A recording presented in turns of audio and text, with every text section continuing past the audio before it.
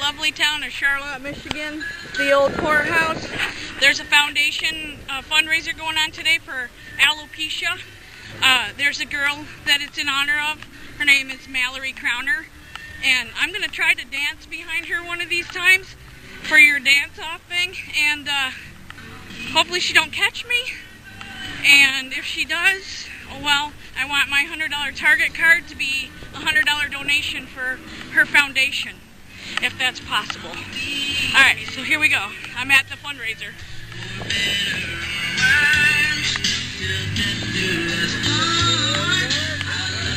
4th annual. Lady of the Hour. Hey, and it's your mama. How's it going? I'm good. I'm good. I'm just doing a little video. Making awareness. So, this is Mallory Crowner and her family. Alright. Talk to you later. And here I go.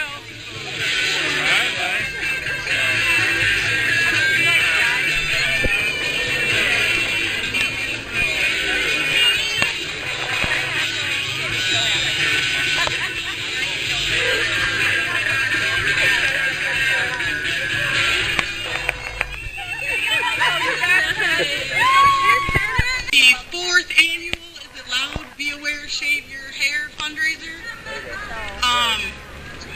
Thank you for coming back every year and helping support this cause that started from a conversation between me and my friend Amanda. We just had a baby.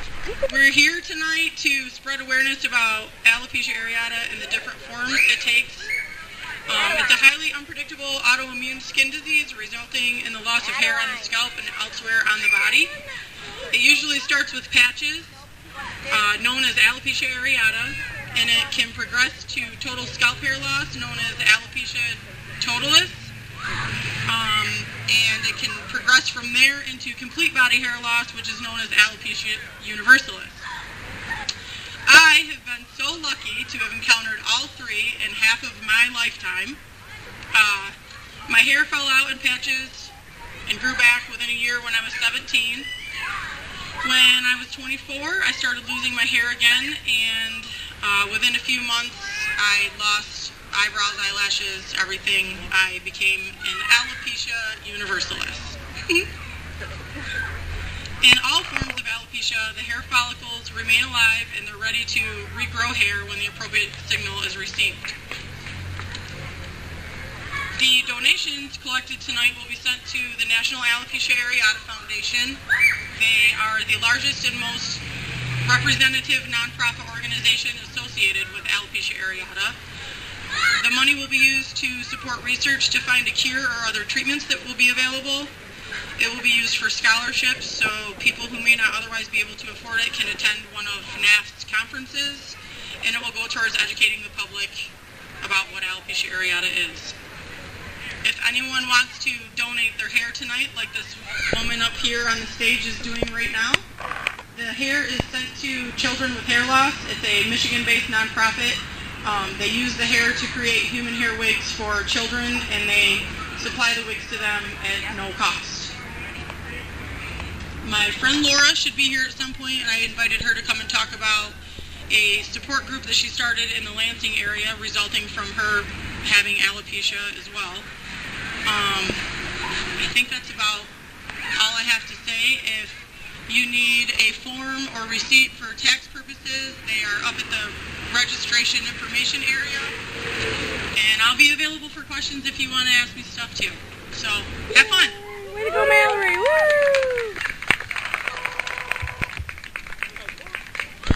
See why I want my money to go to her, Ellen? Ha! I'm gonna dance behind her, you just wait. I don't know when, but I'm gonna. Alright. If it goes somewhere random, that's why. Anyway, when I was 16, when I was like in 5th grade, I had a bald spot, really tiny, and we went to the dermatologist and he gave us this cream, and we put it on and it came right back, no big deal, never mentioned the word alopecia. And then when I was 16, I got the spot like bigger, And I remember telling my mom, like, what if it all comes out? And she's like, no, that's not a thing. Yeah, we're like, no, that's not, what would that be, you know? So instead of this one spot, it just started to shed all over. It was like a gradual thinning, and all of a sudden, I looked like this in about 2 weeks. So that was awesome. You know, 16 years old, a junior, or sophomore, junior in high school, and all of a sudden, yeah, I was like, I'm getting homeschooled. Well, that wasn't an option. My mom made me go to school. She made me stay in all my hobbies. You know, like, she was the reason that I graduated high school. So that was hard because over Christmas break is when it really happened. So when I got back to school, I decided to get a wig, which I hated that word, wig. Like, that's for 80-year-old women, you know. What is a wig? So I had gotten a really, like, that's close to what my real hair looked like. So I got in a really short wig, and I had taken steroids because I went to U of M Hospital. You know, we learned more about alopecia, what it was. We tried different treatments and spent a lot of time at different doctor's offices, and we're just really getting excited. Oh, it's going to come back. Well, I didn't know that was an option, that it doesn't come back too. So I had gotten this short wig, and my face had gotten fatter from these steroids. I go back to school, and I was pretty popular, not going to lie. But when I went back, I was walking down the hall, and I'm saying hi to people, and people are looking at me like, who are you? And I realized how different I looked. I had talked to some person, I remember talking to him, and he's like, are you related to Laura? I'm like, I am, it's me. And he's like, okay. I mean, that was like, imagine that, like, people don't recognize who you are when you knew your whole class.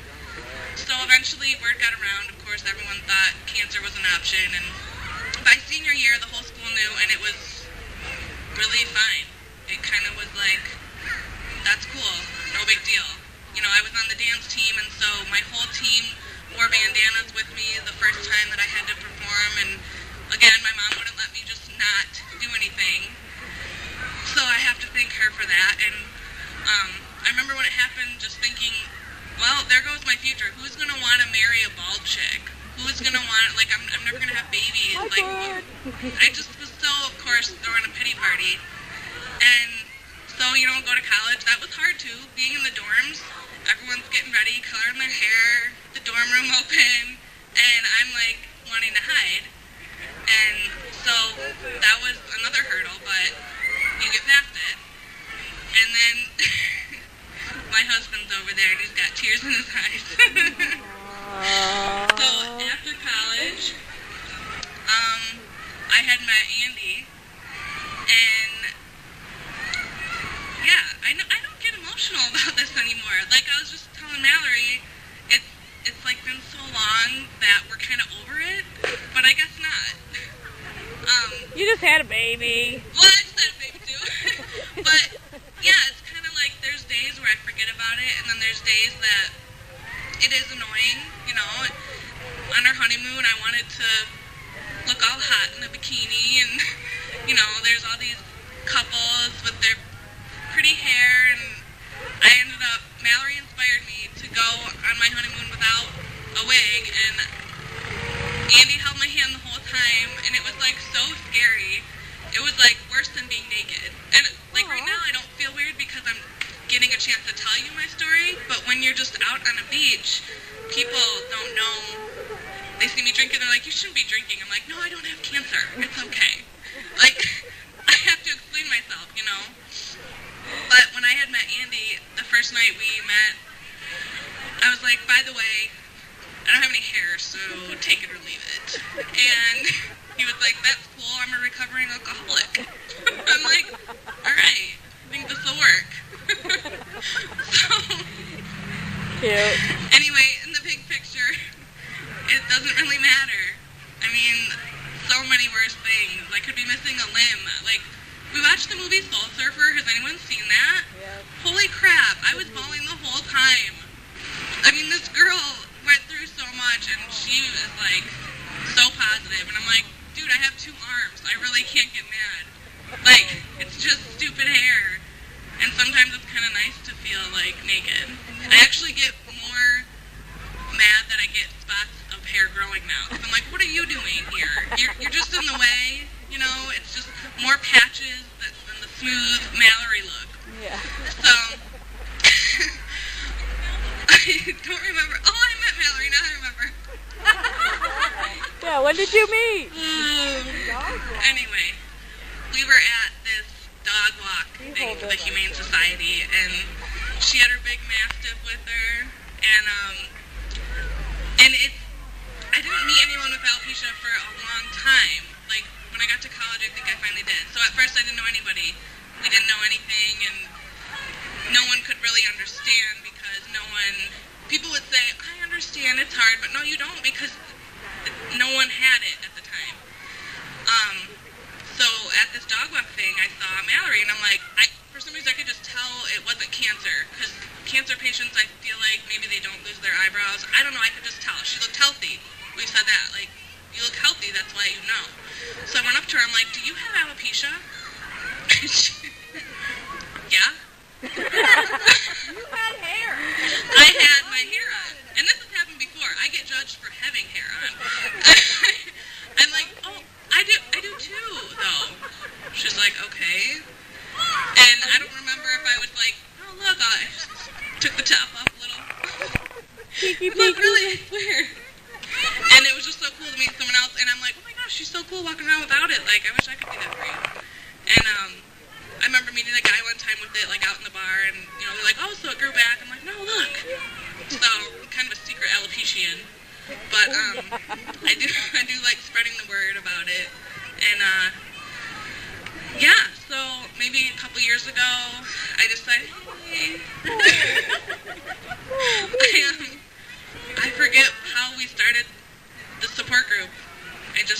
There wasn't really one in Lansing, that's what it was. I went to one in Frankenmuth, and that's what it was. Okay, it's coming back. There was a couple little girls there, and there was maybe like a high school age girl, and she was in the worst part where you're angry and you hate the world. And I remember that part, you know, hating every other girl that had hair. And she had a sister, and her mom and dad were at the meeting too, and she's like, you know, why couldn't my sister get it? You know, I'm like, oh, I know. You look at these brats at high school, and you're like, you deserve it. It's like, why we think like that, I don't know. But she was angry, and she was even to the point where she wouldn't let her own parents, like, see her head. And I remember thinking when I was home, that was my only comfortable place where I could let it go and just not worry about what I looked like. And I think at that support group meeting was the first time I had ever taken my hair off, and I was like freaking out, but I just had this like urge to do it. And by the end of that meeting, that girl had her wig off, and she was like smiling, and her parents were like thanking me, and I'm like, I didn't do anything, you know.